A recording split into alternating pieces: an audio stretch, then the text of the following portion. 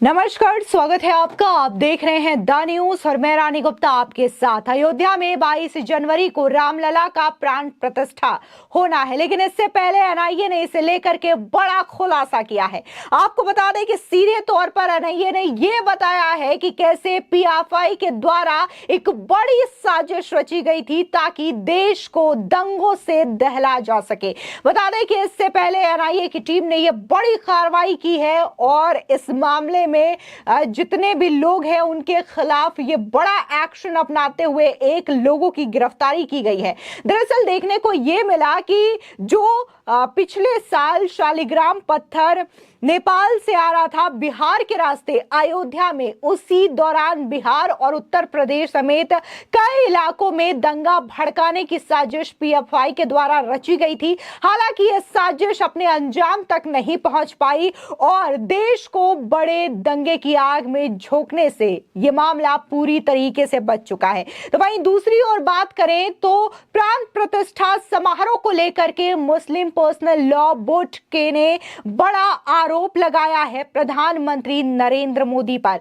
सीधे तौर पर उनका कहना यह है कि अयोध्या में प्राण प्रतिष्ठा के अवसर पर सेकुलरिज्म का कत्ल होगा और इंसाफी का कत्ल होगा। तो वहीं दूसरी ओर बात करें तो देखने को मिला कि आज अयोध्या में रामायण के राम यानी कि अरुण गोविल अयोध्या पहुंचे हैं। इस दौरान उनकी भव्य तरीके से स्वागत किया गया। तमाम लोग उन पर फूल बरसाते हुए नजर आए। दरअसल आज भी अरुण गोविल को लोग देखते हैं तो उनके सीधे चरणों में झुक जाते हैं और बकायदा प्रणाम करते हुए नजर आते हैं। कई सारे लोगों का यह कहना है कि उनमें अभी भी जो रामायण में उन्होंने किरदार निभाया था भगवान राम का, उसकी झलक दिखती है, जिसकी वजह से लोग जो है अपने आप उनकी ओर खींचे चले जाते हैं और उन्हें भगवान राम का रूप मानते हैं, जिसकी वजह से उनका सर अपने आप उनके सामने नतमस्तक हो जाता है। आपको बता दें कि रामायण के जितने भी किरदार हैं, फिर चाहे हम माता सीता की बात करें, प्रभु श्री राम की बात करें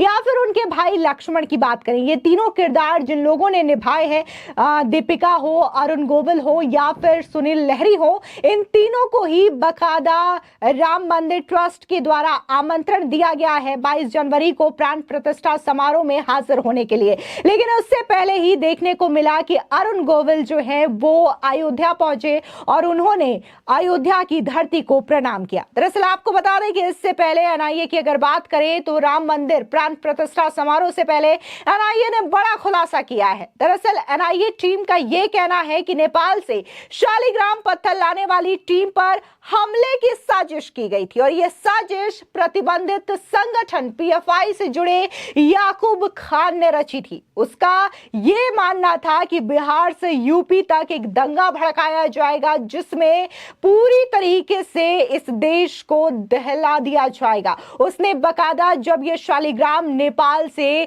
बिहार के रास्ते, चंपारण के रास्ते अयोध्या जा रही थी, तब उसने फेसबुक पर बाबरी मस्जिद को लेकर के एक भड़काऊ पोस्ट डाला था और उसने यह सोचा था कि इसके बाद दंगा भड़क जाएगा, लेकिन ऐसा कुछ भी नहीं हुआ। लगातार जो शांति का माहौल है वो अभी भी व्याप्त है, यानी कि पूरी तरीके से याकूब खान की जो साजिश थी वो नाकाम हो चुकी है।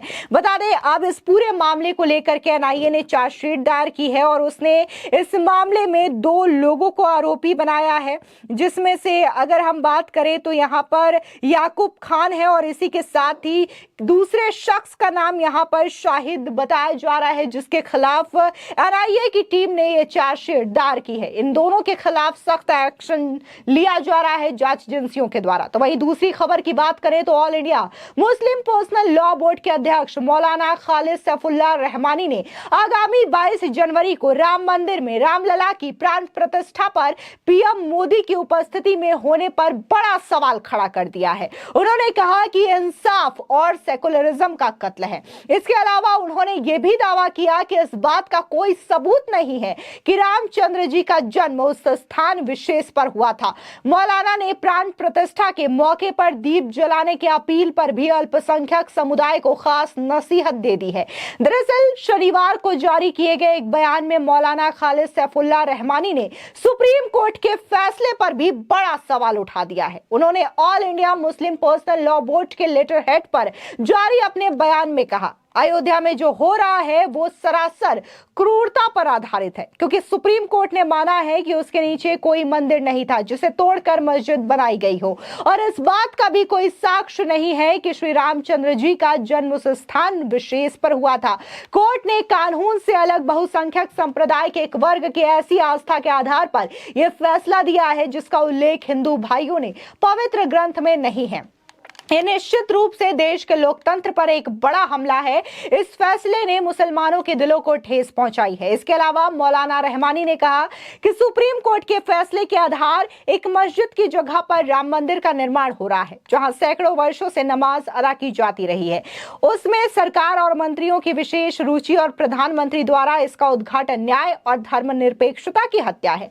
राजनीतिक उद्देश्यों के लिए देश भर में इसका प्रचार अल्पसंख्यकों के घावों पर नमक छिड़कना है। इसलिए all India Muslim personal law board सरकार के इस गैर धर्मनिरपेक्ष और अलोकतांत्रिक रवैये की कड़ी निंदा करता है।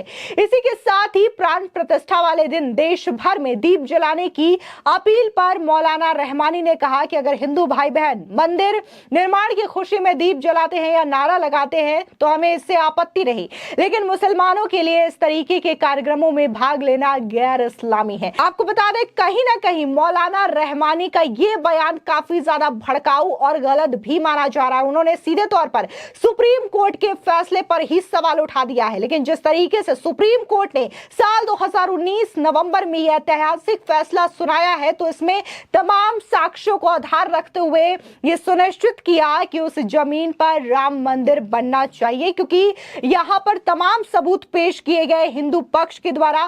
फिर चाहे वो ये बताना कि कैसे वही वो स्थान है जहां पर भगवान श्री राम का जन्म हुआ है, या फिर यह साबित करना कि कैसे उस ढांचे के नीचे मंदिर के कई सारे चिन्ह पाए गए हैं, कई सारे स्तंभ पाए गए हैं, कई सारे ऐसे निशान पाए गए हैं जिससे यह साबित होता है कि वहां पर कभी मंदिर हुआ करती थी जिसे तोड़ करके वहां पर ढांचा बनाया गया था। फिलहाल इस मामले में अगर बात करें तो जगत गुरु रामभद्राचार्य को कोई कैसे भूल सकता है, क्योंकि उन्हीं की गवाही हुई थी जिसकी बदौलत ये माना कोर्ट ने कि हाँ, शास्त्रों में इस बात का उल्लेख किया है कि ये वही स्थान है जहां पर भगवान श्री राम का जन्म हुआ था। लेकिन आज मौलाना रहमानी जैसे लोग जो हैं वो लोगों को भड़काने का काम कर रहे हैं और सीधे तौर पर न सिर्फ प्रधानमंत्री नरेंद्र मोदी पर उंगली उठा रहे हैं, बल्कि उन्होंने तो सीधे देश की सर्वोच्च अदालत यानी कि सुप्रीम कोर्ट पर यह एक बड़ा सवाल उठा दिया